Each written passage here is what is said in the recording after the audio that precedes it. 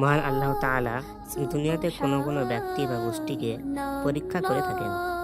যেমন তিনি পূর্ব যুগের একই পরিবারের বাগানের মালিক কয়েক ভাইকে পরীক্ষা করেছেন। তাদের ছিল সুন্দর বাগান, ফলে শস্যে পরিপূর্ণ বাগান। এই বাগানটি ইয়ামানের সানা থেকে 6 মাইল দূরত্বে অবস্থিত ছিল। তাদের পিতা সেই বাগানের উৎপন্ন ফল মূল থেকে গরিব মিসকিনদেরকে দান করত। সমস্ত ফলকে 3 ভাগে ভাগ করো। 1 ভাগ বাগানের জন্য রেখে দাও, 2য় ভাগ আমাদের বাড়ির জন্য এবং 3য় ভাগ অভাবী দরিদ্র ফকির মিসকিনদের জন্য রেখে দাও। এভাবে তাদের বেশ ভালোই চলছিল। হঠাৎ সেই বৃদ্ধ মারা গেলেন। বৃদ্ধার মৃত্যুর পর ছেলেরা ভাবল, আমরা যদি এভাবে দান করতে থাকি তাহলে আমাদের ধনসম্পদ সব শেষ হয়ে যাবে। এ থেকে আমাদের সংসারে খরচই তো কোনো রকম বের হয়। তাই আমরা গরিব অভাবী দরিদ্রদেরকে কি রূপে দান করব?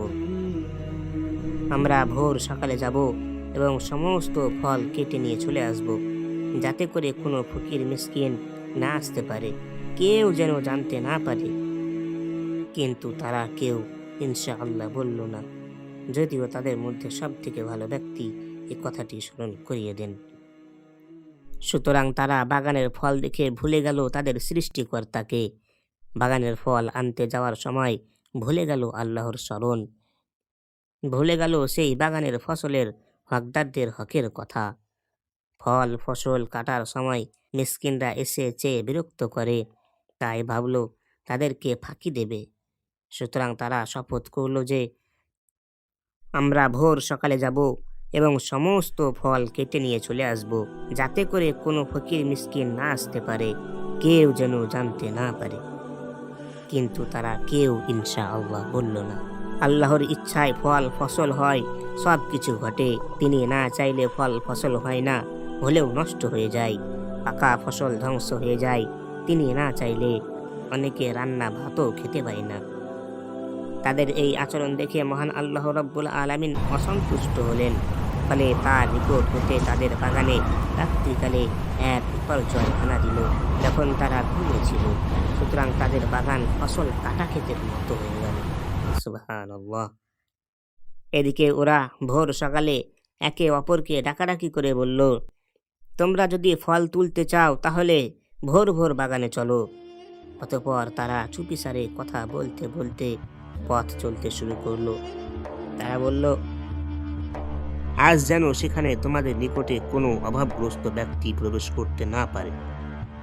বাগানে এসে কেউ যেন কিছু চাইতে না পারে, যেমন আমাদের বাপের জামানায় লোকেরা এসে নিজেদের অংশ নিয়ে যেত।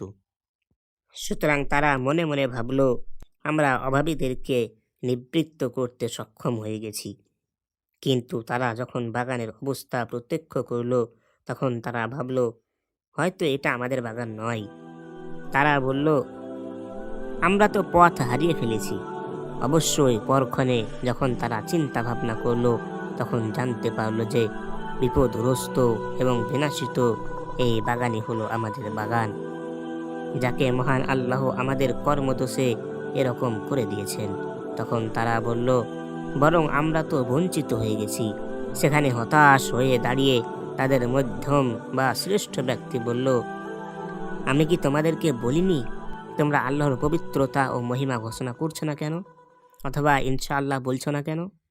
সুতরাং তারা বলল, আমরা আমাদের প্রতিপালকের পবিত্রতা ও মহিমা ঘোষণা করছি। নিশ্চয় আমরা আমাদের আচরণে সীমালঙ্ঘনকারী ছিলাম।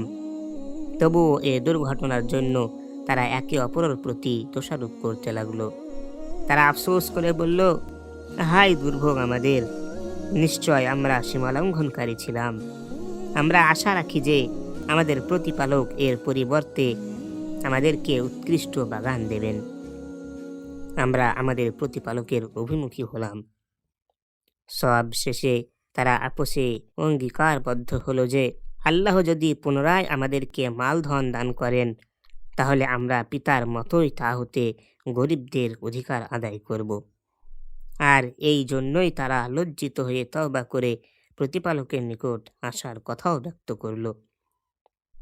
কেউ আল্লাহর ধন পেয়ে কার্পণ্য করলে শাস্তি এরূপই হয়ে থাকে, আর পরকালের শাস্তি অবশ্যই কঠিনতর।